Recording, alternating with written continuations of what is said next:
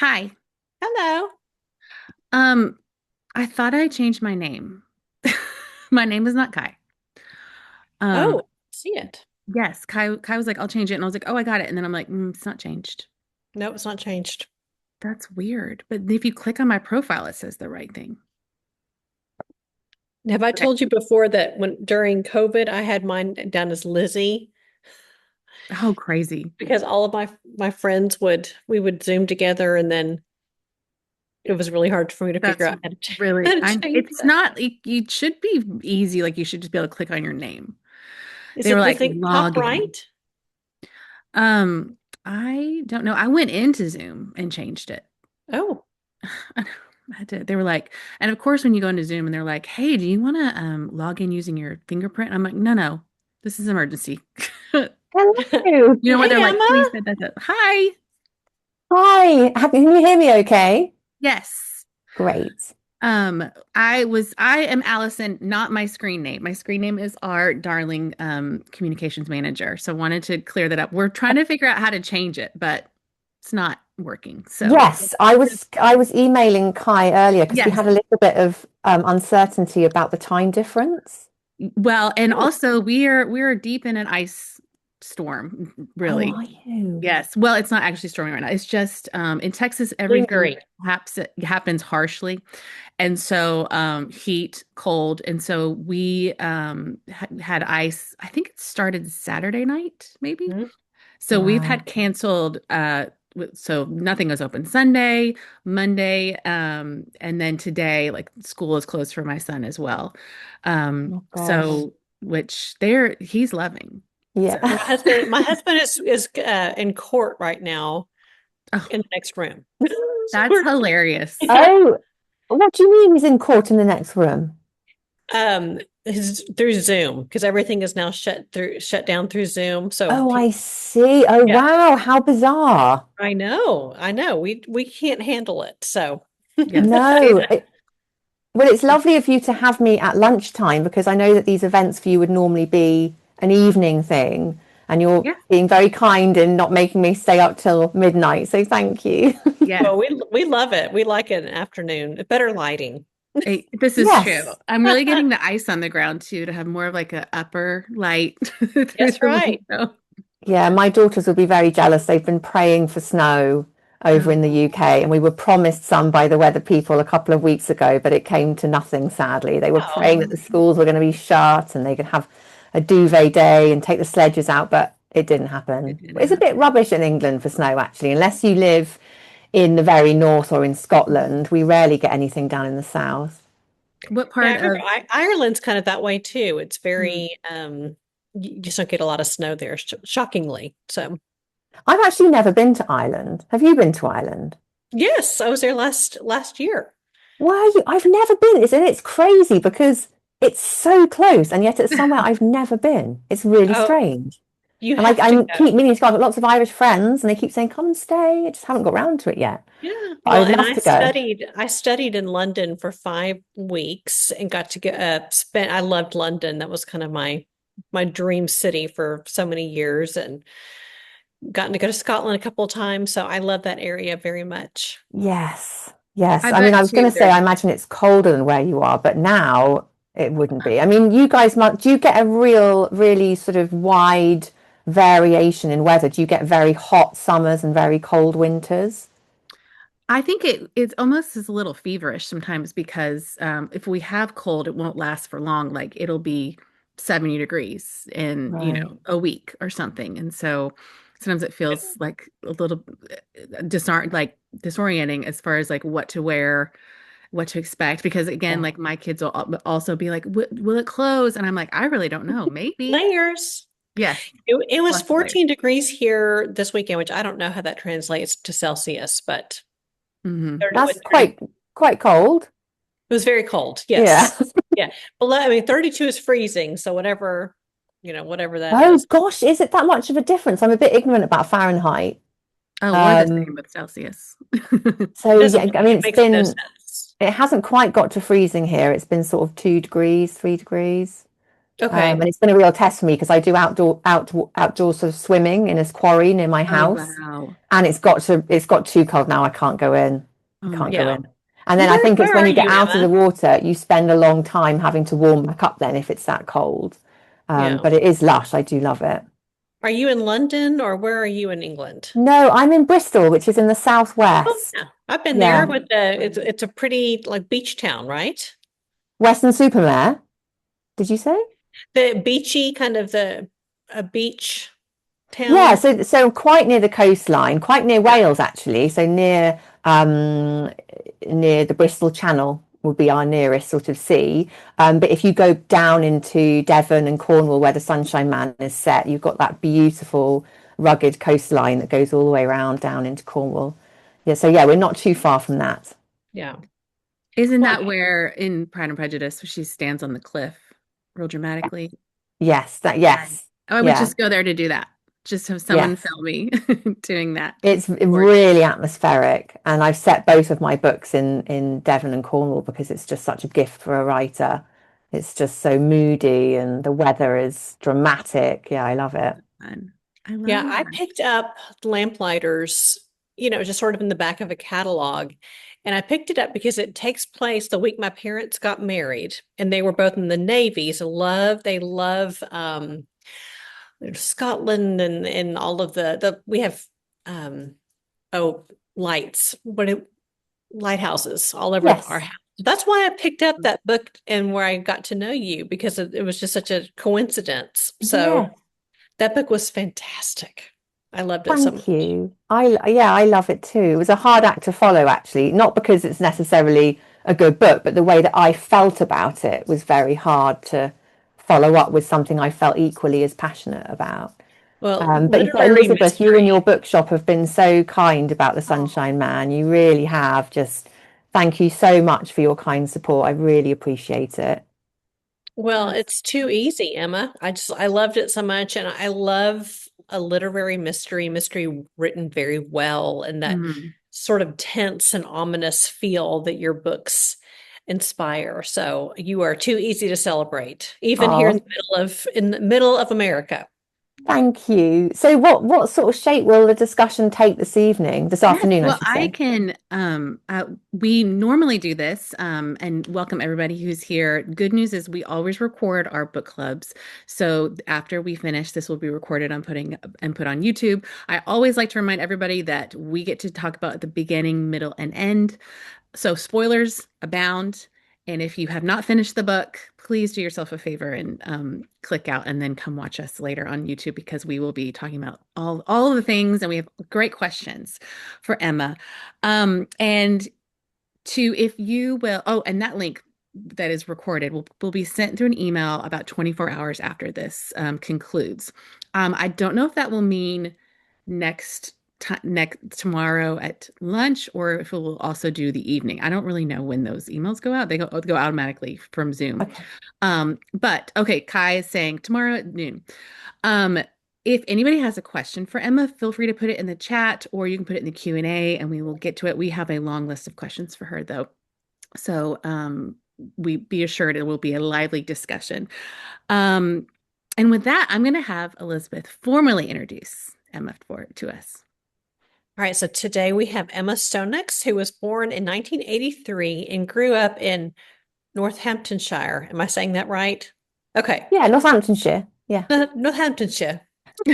After working in publishing for several years, she quit to pursue her dream of writing fiction. The Lamplighters was a Sunday Times bestseller and has been translated into more than 25 languages. She lives in the southwest of England with her family. And like I was saying, I was introduced to you by just happenstance that I read Lamplighters. And when I saw that you had a new book on the list, I was so excited. It was the book I took with me to Cape Cod. That's always like the sacred, which books am I taking with me? So that was my summer vacation, was reading The Sunshine Man, and it did not disappoint. I love the way you write. And just kind of to introduce everyone again, can you kind of give a brief synopsis of the book for those who've read it maybe in July and need a little Yes, of reminder? course. I mean, it feels a long time ago that I wrote it, so I'm having to sort of remind myself of it. Um, Yes. So The Sunshine Man, as you said, is a mystery suspense novel about a woman who wakes up one freezing January morning in 1989 to hear the news that the man who killed her sister has been freed from prison after 18 years. Now, for Birdie, our heroine, the justice of the law is not enough. She does not feel that justice has been done. So she sends her children off to school. She puts a gun in her handbag and she boards a coach to London, where she will go and watch this man, Jimmy Maguire, walk free from jail. From there, unseen, she pursues him down to the south coast of England in a game of cat and mouse. But there are two sides to every story, and partway through the narrative, we think we've got it figured out from what Birdie's told us, but then James Maguire's voice enters the story and he has a very different version of events to share. So the reader starts to question, who should we believe in this? Who do we trust? And who is really telling us the truth? I love it. Even it's freshly read on my mind right now, but just listening to you makes me excited about it all over again. Biggest question I have is the first one is, where did the idea come from? Well, the idea came really from the first line of the book, which is, "The week I shot a man clean through the head began like any other." And it's just a great line. It And it is. dropped into my mind one night when I was lying in bed. And I suppose I should give a bit of extra context, which is that after The Lamplighters, I struggled with a completely different book for 3 years. So not The Sunshine Man, something else. And I could never get that book to work. And it drove me up the wall and it ended up being a complete mess. And it took a lot of bravery to finally admit that I needed to put it in a drawer. And after that experience, which was obviously very difficult, I I sort of thought, will I ever write again? How will I find another idea? What if I can't write another book? And then that one line, the opening line of The Sunshine Man, just visited me one night. And I knew straight away who was talking, who she was speaking about. And while I hadn't figured out all of the detail in the story, I knew how it was going to end and what the story arc was going to look like. So it was really a gift, and it felt as if, I mean, this sounds strange to say, but there is a certain element of alchemy and magic in writing and in all creativity, I think. And it felt as though I'd given something back to, I don't know, the great library in the sky, and it had returned something to me in this line. And the characters were on my side, the story was on my side from the very beginning, and I ended up writing it in about 6 months. So it was a completely different experience to wrangling that other book, and it was just a total joy. That's amazing. Yeah, that was my question to you, was about the first line, because I am a sucker for a good first line in a book. So you were saying that was kind of the first thought, was you knew that that was going to be the first sentence. I know, like Dervla McTiernan, I don't know if you ever read her. She's an Irish crime writer, but that she's kind of known for those first liners in a book, and it just really sets the tone for a great story. Absolutely. And it's got to be good because, I mean, the market is just so competitive. And when I'm buying a book and I'm looking at beautiful covers all vying for my attention in a bookshop, and I will often open that first page and see what that first line is, because I'll know straight away, do I like the vibe of this book? Has it pulled me in? And I think that the first line for me and the last line of a book, they have to be great. And I say that as a reader and also as a writer. I want those lines to be really fantastic. And I think the first line of The Sunshine Man really helped me, because it's almost like the ending of the book is wrapped up in that first line, and it gave me this huge impetus. I felt like I was just sort of exploding out of the starting blocks with all of the vengeance that this woman feels and all of the desire for retribution, and just this huge force that she has in her story right from the beginning. And that really helped push me through with this great momentum to find out more. I love that. That's so great. Well, talk about the significance of the title of the book. So the working title of the book when I was writing it was completely different. It was actually called Providence, which, for those who haven't read the book, is the name of the sister who was killed, and also means, you know, sort of uh, gifts that might be bestowed on you and what you do with them and what you make of your life. But it's a slightly obscure word and can easily be confused with provenance. And so my editor in the United Kingdom said, I think we should change it. And also, I'm not sure how it is in the States, but in the UK, one word titles can be quite tricky. So she said, how about the Sunshine Man? And I already had the Sunshine Man as a presence in the book, being this sort of wooden effigy in this field, in the fields of Birdie and Jimmy's childhood. A little bit like the optometrist's board in The Great Gatsby, this sort of all-seeing eye over their childhoods. This slightly creepy figure. He's an advertisement for seed oil that's produced off the land. But in Birdie's mind, through her childhood, he sort of becomes conflated with her absent father and this idea of masculinity and toxic masculinity, if you like. So I had this effigy already, who was already significant in the book. But then rethinking the title and having the book Under the Sunshine Man got me thinking about how Jimmy, in a way, is this Sunshine Man. It's about finding the light in those dark places. In his case, the darkness of his childhood. How he seeks those safe places and those beacons of hope throughout his story. So the idea of sunshine took on a whole new relevance for me once we changed the title, and the whole thing just felt really, really good. And I also think it lends itself to the cover very well. I love the American cover design. I think it's Oh, great. fun. Do you No, I have do any of too. the British cover behind you? Is it different? No, so those are the American ones behind me. American ones. Mhm. This is the UK one, which is really different. Oh, yeah. Really Okay, different. usually I like the British one more, but I think I like the American one. It's interesting you say that, because for our paperback, which is out in May, we're sort of stealing your design a bit. So we've got a slightly different twist on that image, because I think it really conveys, I think your cover really conveys the brooding atmosphere and the sort of melancholy at the heart of the book, as well as the haunting elements in it. Mhm. And I love the brooding hauntingness, but Sunshine Man sounds so bright and sunny. And I read somewhere there's a lot of even with the color yellow, there's some interesting um parts of the book that are just sort of yellowed. Yeah. And yes, yeah, I think that's interesting. Okay, there's a lot of grief in this book, of course, with abandonment, with poverty, with the death of a beloved family member. What kind of psychological research did you have to do for the book? Well, I read a lot of first person accounts from people who'd been in prison. And that wasn't what I originally planned to do, because I originally planned to tell the story just from Birdie, our heroine's perspective.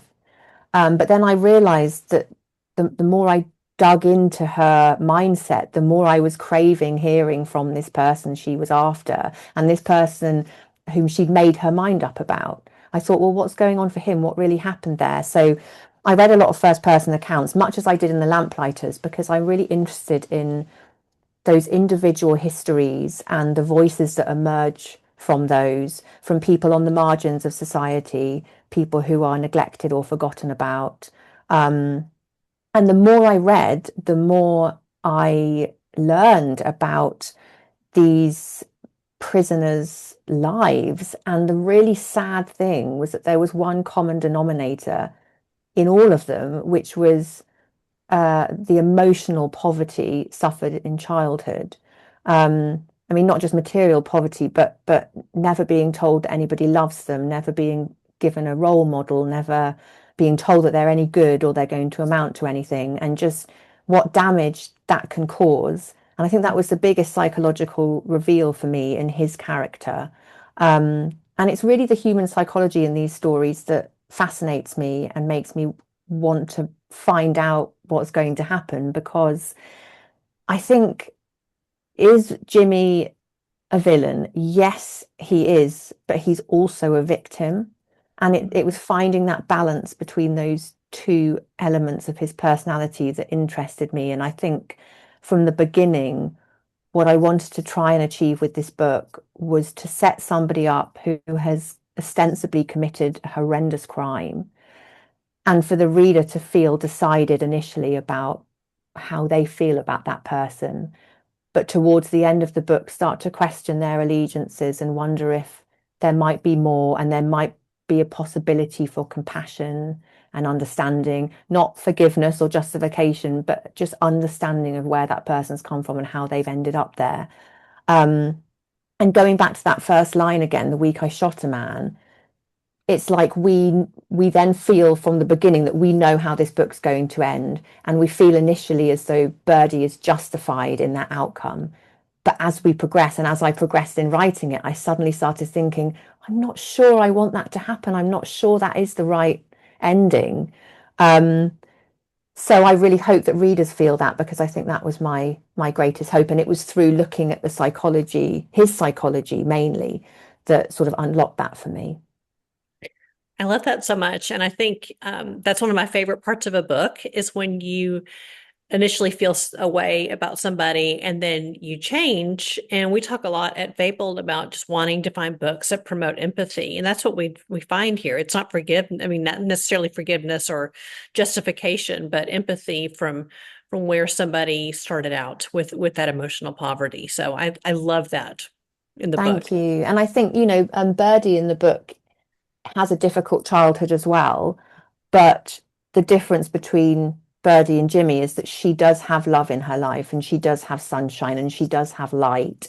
Whereas for him, he finds one person who he thinks in Providence, in this sister, who he thinks cares for him, and he puts so much pressure on that relationship because it's the only one that he has, that he ends up destroying it. And we see this pattern so often with children and young people who are disadvantaged, that almost when something good does happen to them, they sabotage it because they don't believe that they're worthy of it. And so they just get caught in this really difficult cycle to break.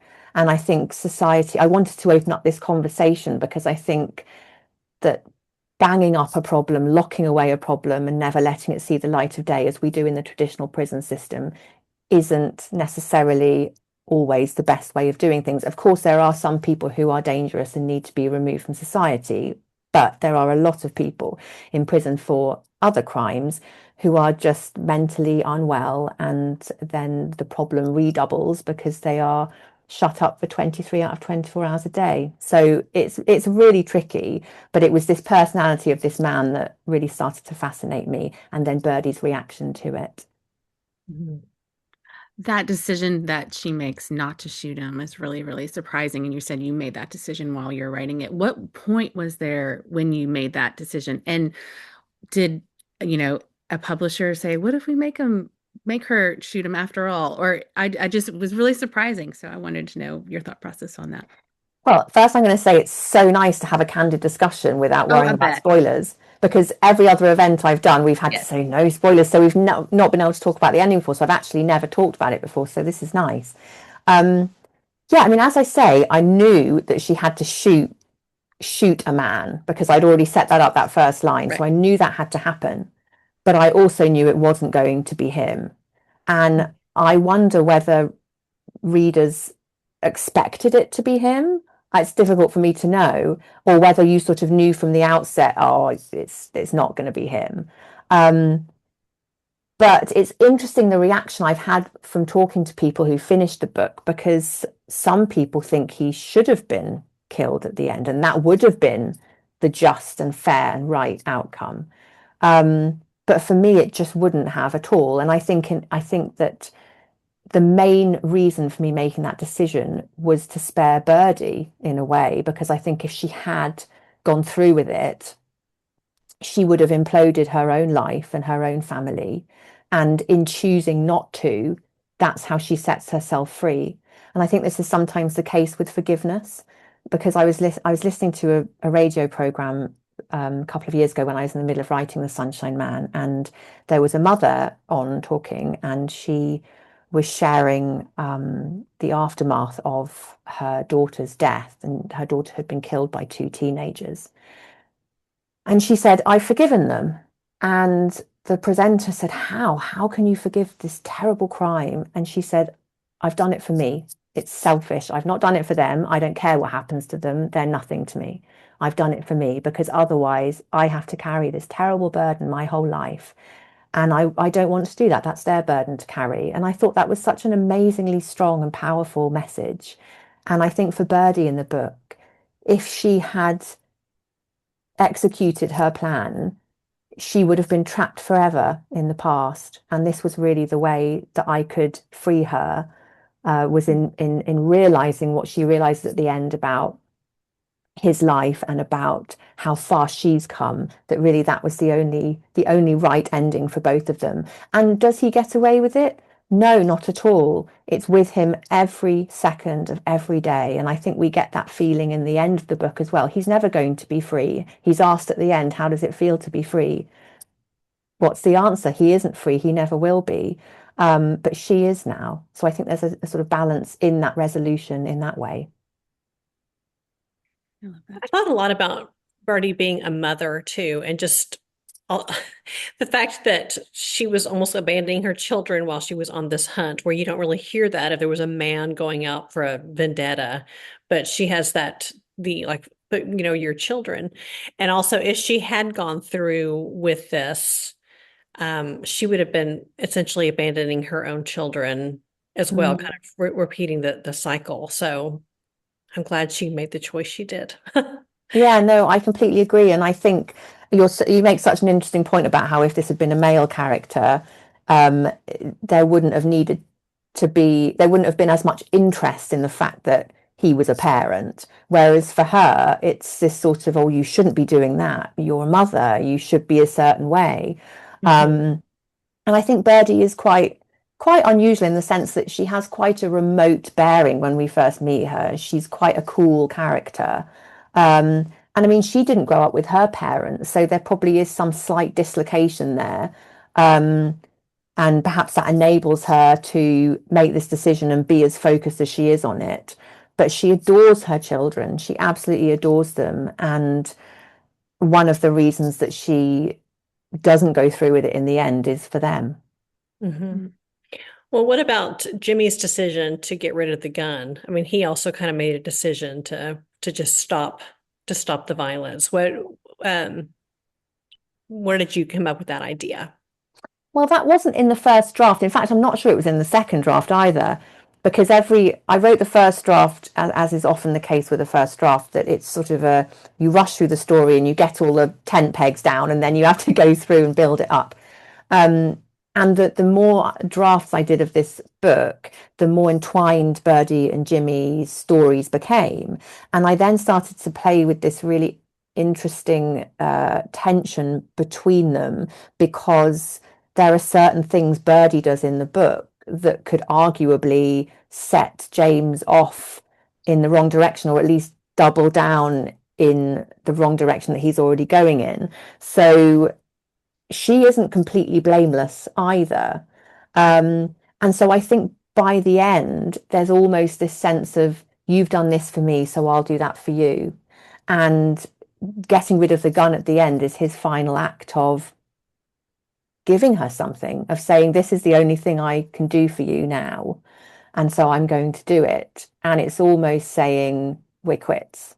We've had this moment and now we're quits. Because it's difficult to know how to conclude a novel about something like this, because something horrendous has happened.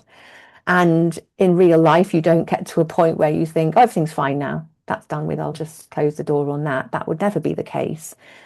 But in order to provide that satisfying ending to a book, I think there needs to be that sense of peace at the end. And I think there is as much peace as there can be given the circumstances. Mm. We have a good question in the chat that said, in the US copy I bought, the profanity is not spelled out, but dashed. So dash, dash, ing. I've not seen that before and thought it was very respectful to readers of different sensitivities to profanity. What brought that about? Oh, well, thank you for saying that, because in the UK, I've had quite a kickback to having Oh, used those lines, so funny. which has been really interesting, because I think in the UK, some people have misconstrued it as censorship, which couldn't be furthest from my intentions. I don't believe in censorship, particularly in literature. But it was a stylistic decision. I felt it was fitting to the time in which the book is set. I quite like the lines as a reader. I was given the idea by an Irish writer who wrote, called Brendan Behan, who's an Irish poet. You may have heard of him. And he wrote a book back in the 40s or 50s called Borstal Boy, about his experiences being in borstals, which are kind of youth detention centres in England.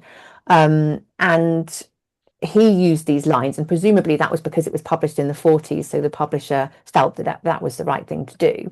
And obviously now it's not so much, but I really liked it because it gave a kind of quality of the era to the book, and it just felt a little bit more, I don't know, a bit more restrained. And I felt as though there was so much stacked against James Maguire in this book that having him effing and blinding every other word, because there's a lot in there, might risk distancing the reader from him. So I wanted to give him the best possible shot so that people just weren't assaulted by all these F-bombs. But I'm really glad. Thank you for your question and your response to it. I'm really glad that you liked that, because I like it too. What made you decide to set it in 1989? I think mainly so I could avoid the internet. And I've talked to a lot of authors about this, and we all feel the same. There's a lot of books now that are set just pre-smartphones and pre the internet, because it makes some plot lines quite problematic if you have the ease and the access to information. You know, if Birdie had a smartphone, she'd have found it very difficult to go off grid in the way that she does. She'd have found it much easier to find information about him or about the village where she grew up. And there's only so much drama that an author can put into a scene where someone's just looking up something on their phone. So for me, going back just those extra few years, I don't know, maybe it's part nostalgia as well. But it certainly makes it easier for me to take out the internet. And sadly, 1989, I heard, is now classed as historical fiction, which I find really frightening. I mean, I'm a child of the 80s, so I was 5 in 1989, but I can't believe that is now historical fiction. But it is. I was a freshman in high school. That was a really good year. Yes, I mean, it's also a Taylor Swift album. Oh, that's right. Yeah. See, I don't care about that. Right. I do. I don't think my daughters would care about it. I'm the weird one. I'm the weird one. It's me. I'm the problem. We've been trying. We probably put too much Taylor Swift on Elizabeth. Yeah. We've forced it on her. I'd love to hear any feedback you've gotten from other readers about the book to you. Like, there was a time I think I was reading and I was like, okay, Floyd is not real, but are other people not real too? There's that good unreliable narrator thing happening, but I'd love to hear if you've gotten that from other readers as well. Thank you for saying that, because obviously as the author, you don't know whether a reveal like that has worked. Right. You can't really see the wood for the trees by the time you're on draft 6 or 7. My husband read it, and on about page 30, he went, "Is Floyd an imaginary friend?" And I was like, "Oh, thanks." Other people didn't guess or cotton on at all until that final moment. And I think, is it where he goes to see his mum in the nursing home? I think that's when she gives him the comic books, and the reader then realizes, or perhaps has suspicions before then, and that's the moment that you realize. And there's something so incredibly sad about it, because it's born out of loneliness. It's born out of him creating this person, this other side of his personality, because he's so very lonely. So I'm glad that worked as a reveal, because I wondered whether I'd pushed it too hard in places. But I think the most interesting reaction that I've had has been from people who have said, "Oh, I think she should have gone through with it. I think she should have killed him." Which has kind of surprised me. Other people very much have surprised themselves by very much warming to Jimmy. And I think I surprised myself as well, because I didn't, on the face of it, he's committed a terrible crime. But I think through the course of it, that space opens up feel something for him, and I'm so glad that those people did. And I've had lovely responses actually from people who've worked with mostly women actually who've worked with disadvantaged teenagers and children and looked after foster children, and that they've said it resonated with them, and that it was good to see those situations represented and invite people to talk about them and understand them a bit more. I love that. Something I have, when I talk about how much I love the book, I really can't say, but I can say it here, is it reminded me so much of atonement. And, if you say that, then it kind of gives things away. But I just felt so bad that that Birdie had to live with that regret as well. And yeah, anyway, I just loved it so much. Thank you. That's a huge compliment. A huge compliment. Yeah. Allison? Oh, sorry. I thought I had already asked my question about the feedback. Let me actually ask a question that Lindsay has in the chat. She says, I visit the UK quite often, would love to know what Emma's favorite British bookstore is. Mine is Hatchard's.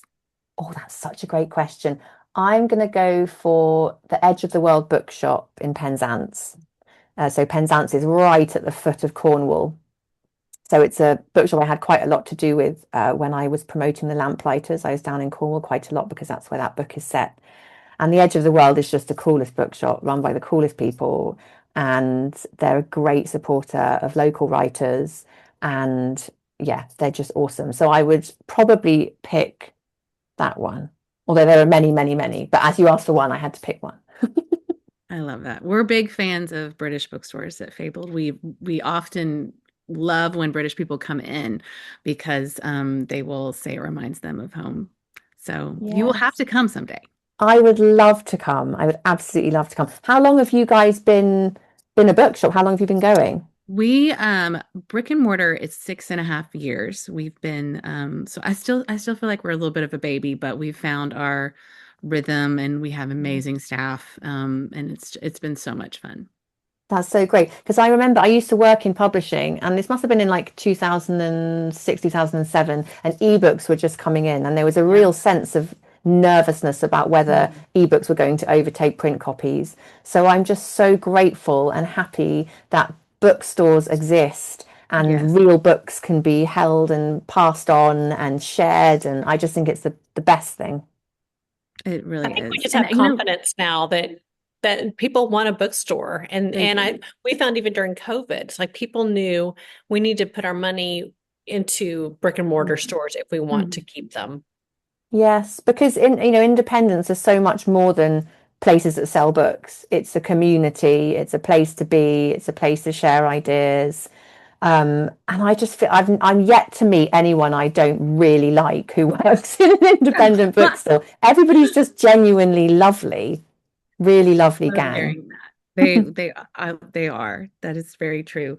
I think too, even now, there's really a return of people just wanting to be off their phones and just going analog, and that's been a benefit for us, especially.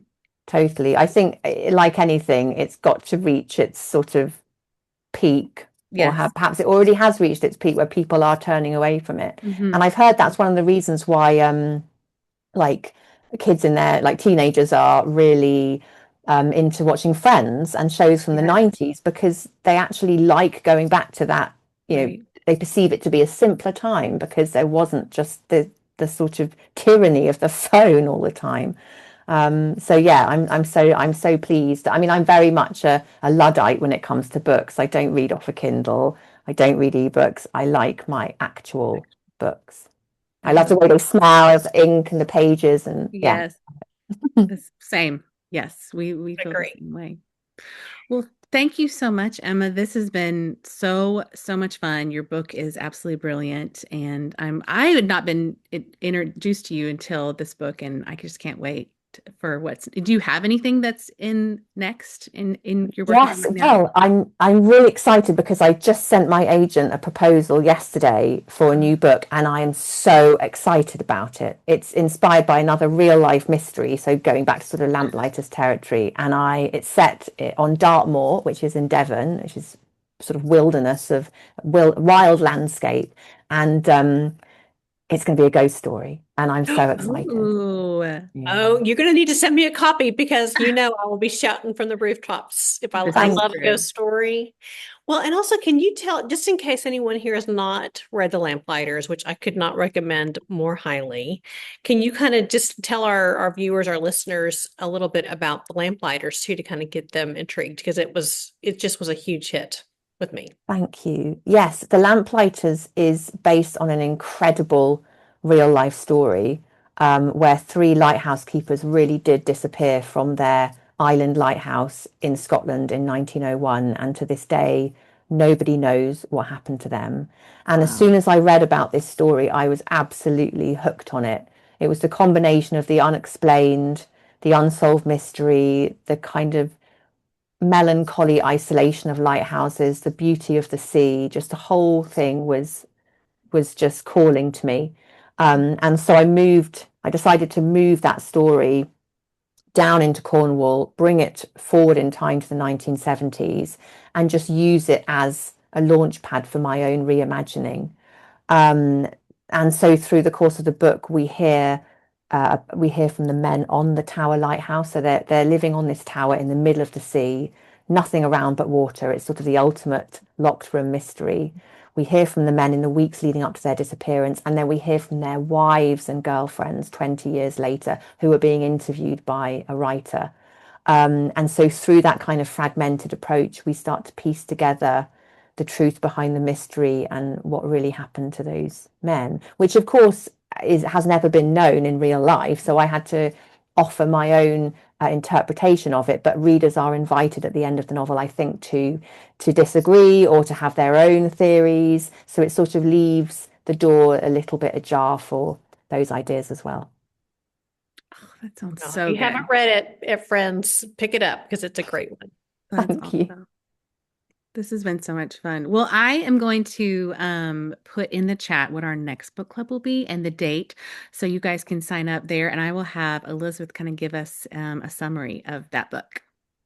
Yes, the next book we're going to talk about is Skylark by Paula McLean. And she is a fantastic historical fiction author. She wrote an interesting true crime book a couple of years ago that was a favorite. But Skylark is a historical fiction based in Paris, in the underground of Paris, dual timeline, and very, very interesting. I got to talk to Paula a couple of months ago at a conference, and she's very excited to be joining us next month for book club. It's going to be fun. Well, thank you again, Emma, for joining us. We cannot wait to read that next book. I'm so sad that we have to wait, but we will definitely I'll be be as quick championing. as I can. That's good. Good. I Up to feel Thank like you so much. you Thank you. seem inspired, so maybe it'll come fast.